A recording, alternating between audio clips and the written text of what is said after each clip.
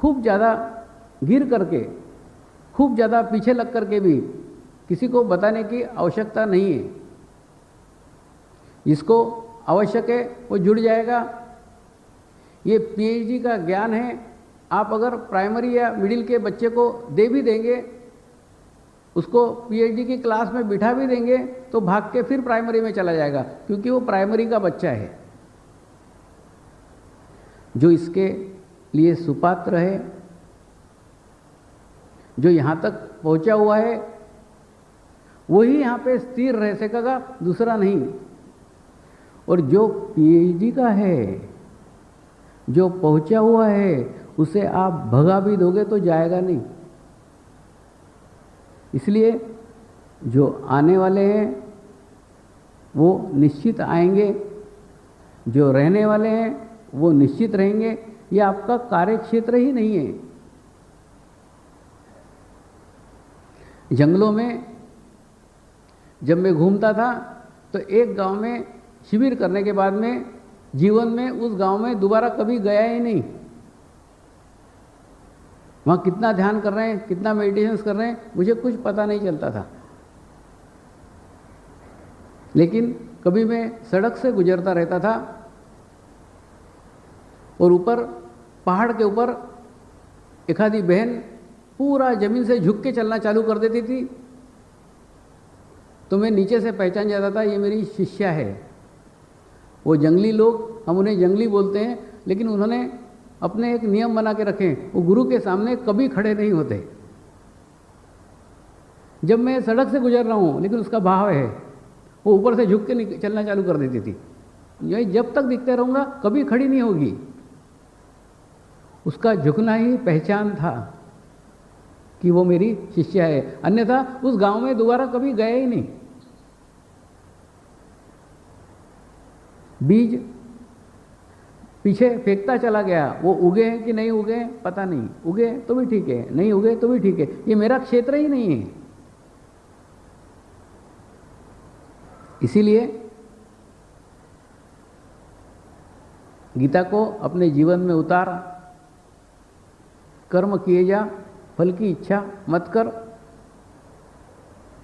सिर्फ तेरा कार्य बताने का है, उसने किया तो भी ठीक है, नहीं किया तो भी ठीक है।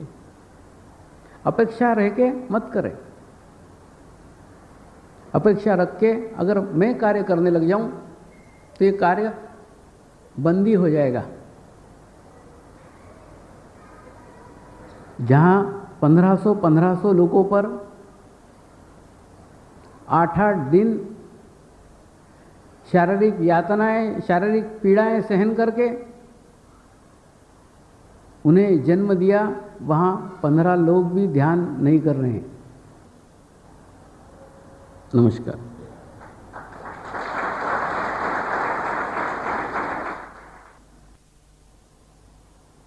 प्रश्नों का समाधान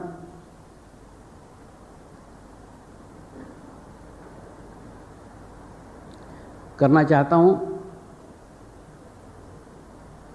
वो प्रश्न आप में से ही आए हुए हैं, सिर्फ उन्होंने पूछने की हिम्मत की, आपने नहीं की। तो प्रश्न सुनने के बाद शायद आपको लगेगा कि ये आपका ही प्रश्न है।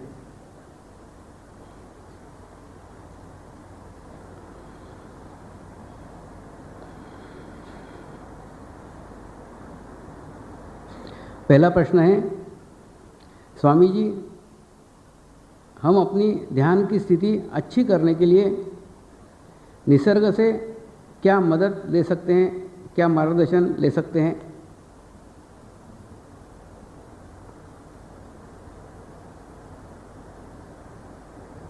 निसर्ग के सानिध्य में जाने के बाद, निसर्ग के पास में जाने के बाद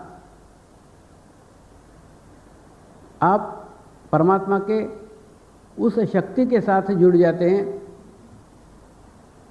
जो शक्ति सारे कण कण में व्याप्त है।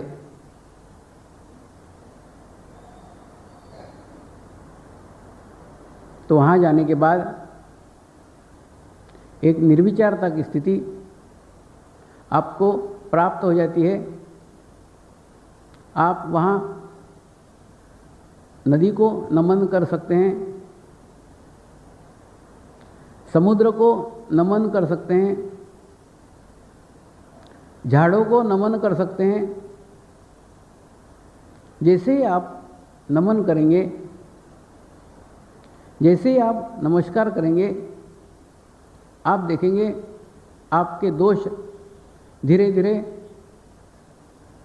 उन नदियों के द्वारा, उन पहाड़ों के द्वारा, उन पेड़ों के द्वारा, उन वृक्षों के द्वारा कम हो गए हैं। क्या कारण है? कारण एक ही है। सारे विश्व में विश्व चेतना मौजूद है, आपके आसपास भी है, लेकिन आप विचार कर करके उस चेतना को खराब कर देते हैं। इसलिए जब आप किसी निर्जन स्थान पे जाते हैं, उस निर्जन स्थान पे जो विश्व चेतना है वो दूषित नहीं है, वो शुद्ध है, वो पवित्र है। उसके सानिध्य में जैसे ही आप जाते हैं, एक आत्मिक शांति का आप अनुभव कर सकते हैं।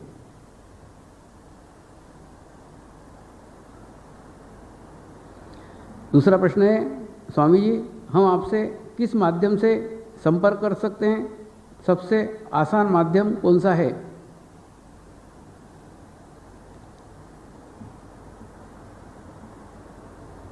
सबसे आसान मार्ग ध्यान का है।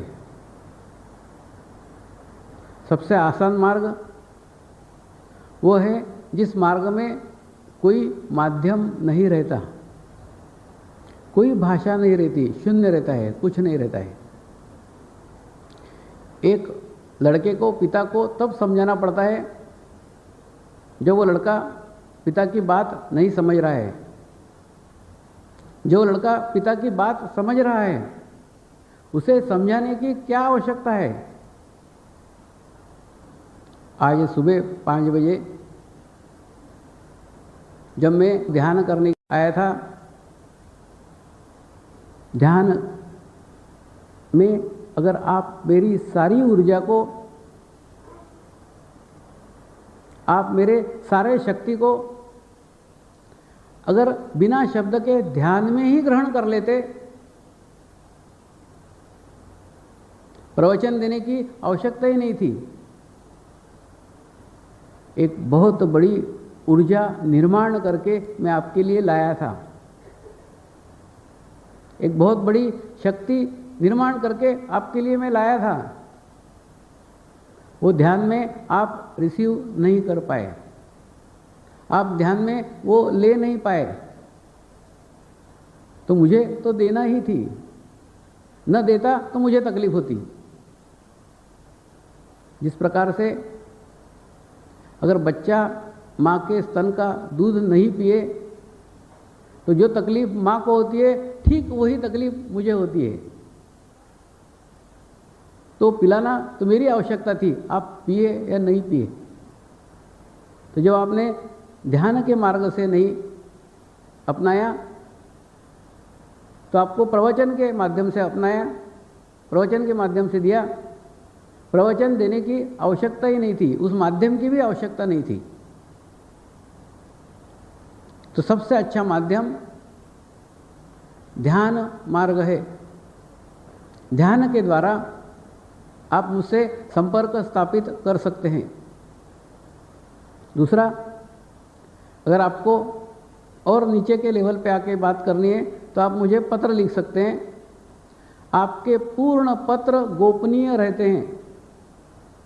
मैं और गुरु माता के अलावा उसे कोई नहीं पढ़ता। आजकल गुजराती के लेटर भी मैं किसी से नहीं पढ़वाता हूँ, पूर्ण कॉन्फिडेंशियल रहते हैं। इसलिए आप पत्र लिख सकते हैं। मुंबई में भी एक पेटी रखी हुई है, रामबाई ने यहाँ आश्रम में भी एक पेटी लगा के रखी है, उस बॉक्स में जितने भी लेटर आते हैं मेरे नाम के सारे वहाँ पड़े रहते हैं। मैं जब भी आऊँ, आने के बाद में उन सब के जवाब मैं स्वयं खुद देता हूँ। कुछ तो इतने सुंदर पत्र रहते हैं कि उनके जो उत्तर है वो संकलित करके आप किताब छाप सकते हैं। इतना सुंदर उनका प्रश्न रहता है, उतना ही सुंदर उत्तर देना ही पड़ता है। तो आप पत्र के माध्यम से भी संपर्क स्थापित कर सकते हैं।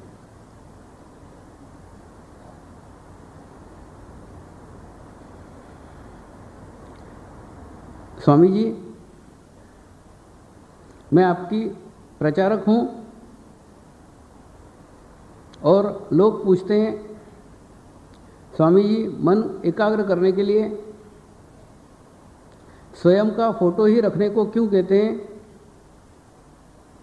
किसी भगवान का क्यों नहीं?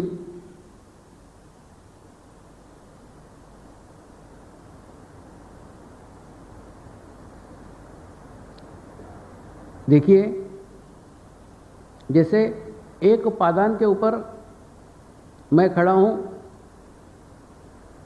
मैं बच्चे को बोलूँ ऊपर आ जा, तो बच्चा ऊपर आने का प्रयास कर सकता है, प्रयत्न कर सकता है, क्योंकि उसे सिर्फ एक पादान चढ़ने की है। लेकिन अगर मैं 50 पादान ऊपर चढ़ के बैठूं और मैं बोलूं ऊपर आ जा, तो लड़का सोचेगा 50 पादान तो मैं नहीं चढ़ सकता, वो एक पादान भी नहीं चढ़ेगा। इसलिए भगवान उसे करीब का नहीं लग सकता, पास का नहीं लग सकता, गुरु लग सकता है। इसलिए उसके एकाग्र करने के लिए उसको पास के पादान दे रहे हैं, जिसे उसने देखा है, जिसे उसने सुना है, उससे वो अनुभव कर सकता है। दूसरा, आप चैतन्य के दृष्टिकोण से भी देखिए, जीवंत गुरु के फोटो में चैतन्य विद्यमान होता है, वाइब्रेशंस विद्यमान होते हैं। सिर्फ आप फोटो की तरफ हाथ करें तो आपको महसूस होगा आपके दोनों हाथों से चैतन्य की लहरियां प्रवाहित होना शुरू हो गई है। तीसरा, एक छोटा सा बच्चा है, छोटा सा बालक है, उसको आप एक सुंदर सी गुड़िया लाके दो और उस बालक के पास में बाद में आप एक नवजात शिशु को रख दो, तो बालक उस गुड़िया को छोड़ के उस नवजात शिशु की ओर आकर्षित हो जाएगा। कारण क्या है? कारण नवजात शिशु में हाव भाव है, नवजात शिशु में जीवंत है, नवजात शिशु में करीबी है, पास का है। ठीक इसी प्रकार से जीवंत गुरु वो नवजात शिशु है जो आपको आकर्षित कर सकता है, आपको पास का लग सकता है। आवश्यकता आप पास का कैसे महसूस करें उसके ऊपर है।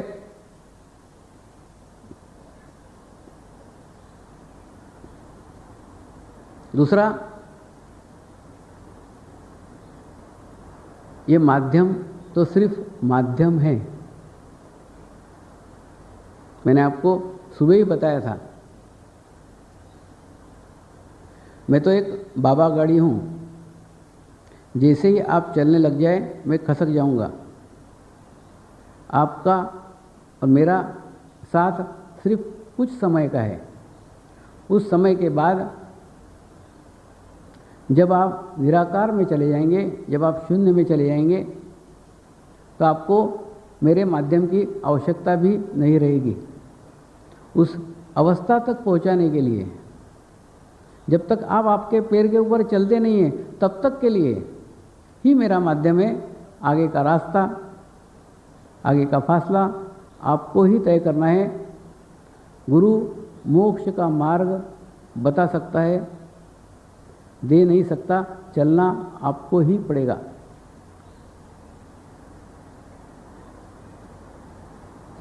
स्वामी जी, जब हम आपके प्रति पूर्ण समर्पित हैं तो फिर हम साधकों के चक्र क्यों दूषित रहते हैं? मार्गदर्शन कीजिए।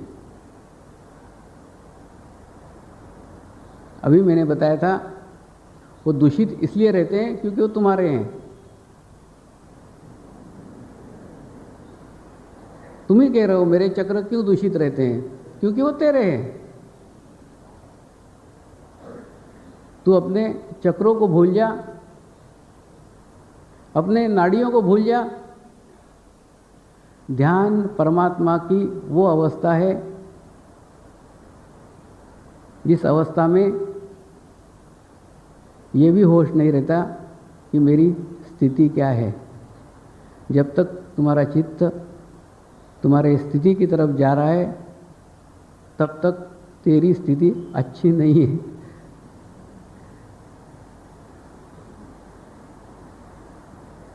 स्वामी जी ध्यान के प्रगति के लिए जीवन में क्या क्या करना चाहिए और क्या क्या नहीं करना चाहिए, थोड़ा मार्गदर्शन कीजिए।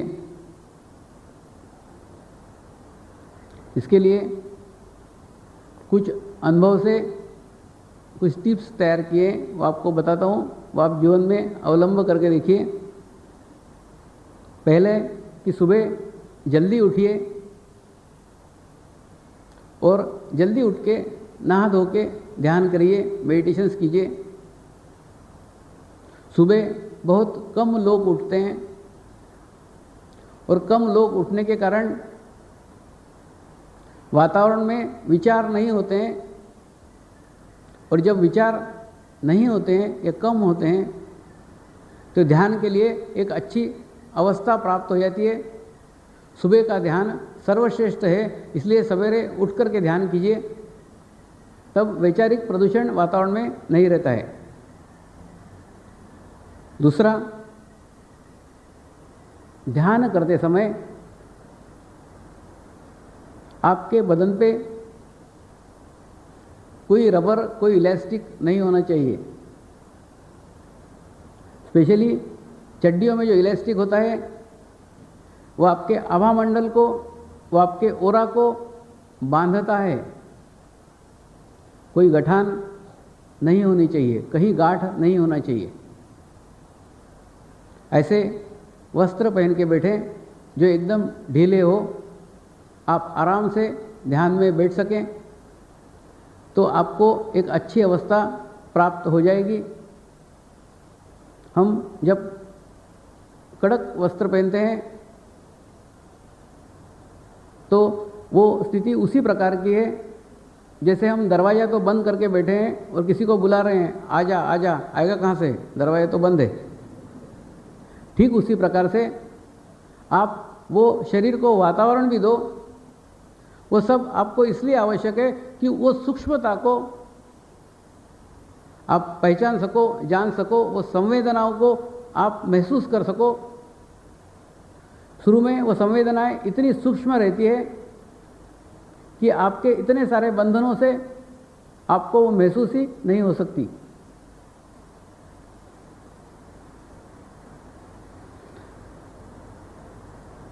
आगे का है, आप दूसरे की वस्तुएं प्रयोग न करें,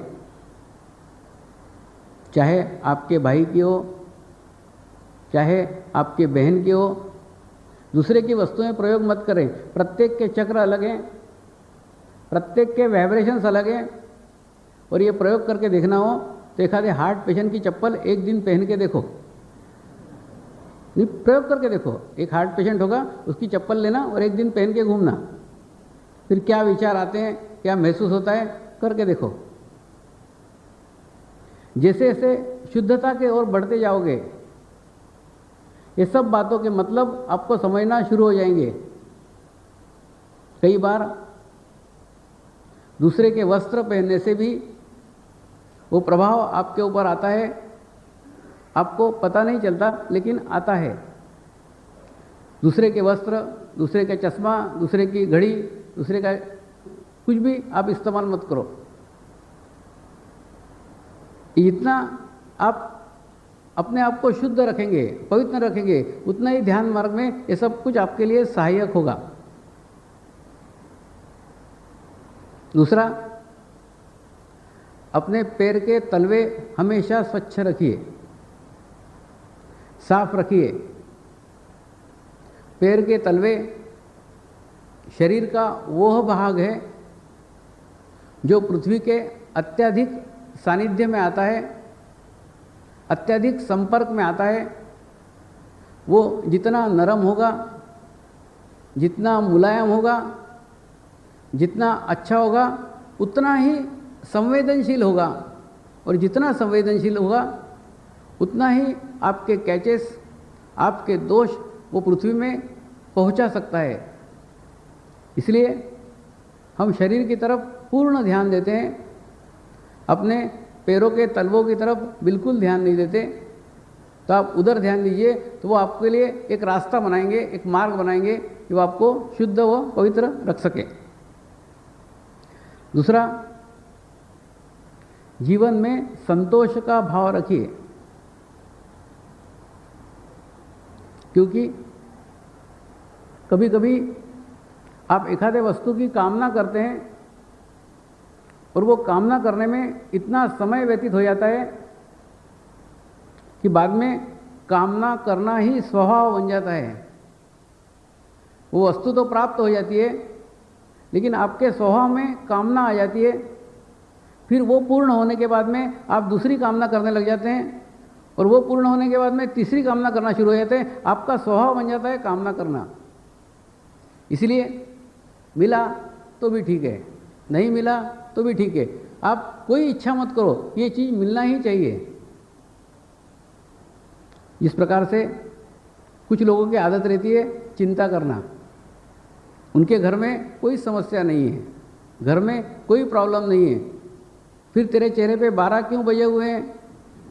वो बोलता है दूध वाले की बीवी भाग गई, इसलिए इसको चिंता है। बर्तन वाली का पति ने उसको छोड़ दिया, उसकी इसको चिंता है। पेपर वाले का एक्सीडेंट हो गया, उसकी इसको चिंता है। इसने अपने जीवन में चिंता का स्वभाव बना लिया है। ठीक इसी प्रकार से एक असंतोष का अगर आप स्वभाव बना ले, तो वो स्थायी रूप में आपके भीतर कब स्थापित हो जाएगा आपको पता भी नहीं चलेगा। वो चीज तो आपको मिल जाएगी, लेकिन वो चीज शाश्वत नहीं है, वो चीज सत्य नहीं है। दुनिया में कोई ऐसी चीज नहीं है जो मिलने के बाद में आपके अंदर तृप्ति ला सके। आपके अंदर तृप्ति ला सकता है तो परमात्मा का चैतन्य, परमात्मा का वाइब्रेशंस, उसकी कामना जी भर के करो। जहां करना चाहिए वहां नहीं करते हो, जहां नहीं करना चाहिए वहां करते हो।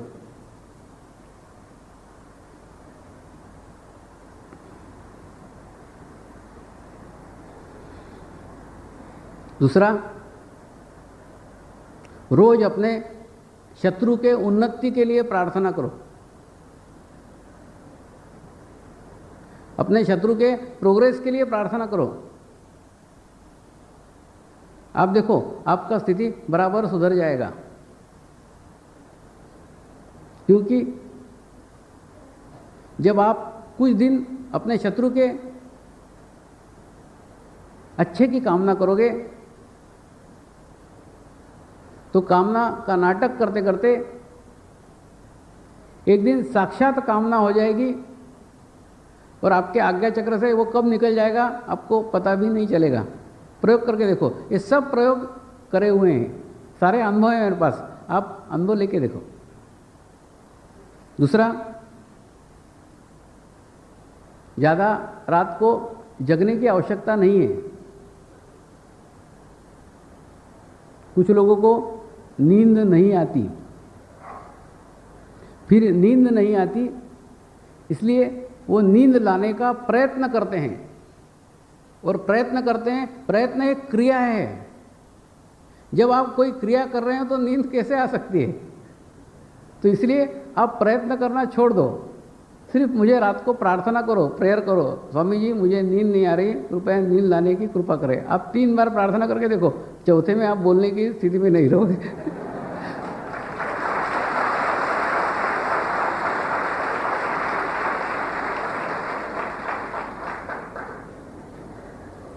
दूसरा, कई लोग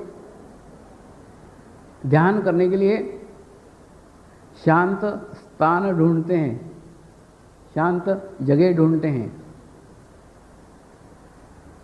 मुझे मालूम है सब लोगों ने अपने अपने अड्डे बना रखे हैं, वो वहाँ जाके ही ध्यान करेंगे। वहाँ काय को आता है? घर में ध्यान नहीं लगता घर में स्थिति नहीं है, ऐसे उत्तर देते हो। दूसरे के घर साफ करके कभी तेरा घर स्वच्छ हो सकता है क्या? तो तेरा घर तेरे को ही साफ करना होगा, तेरा घर तेरे को ही स्वच्छ करना होगा। कितना भी गंदा हो, कितना भी बुरा हो, आप आपके घर में ही ध्यान शुरू करिए। उसमें दो फायदे हैं। आपका ध्यान जितना विरोध सहने की क्षमता रखता है उतना पूरा क्षमता से विकसित हो जाएगा। फिर जब आप घर में ध्यान कर सकते हो तो फिर कहीं भी कर सकते हो।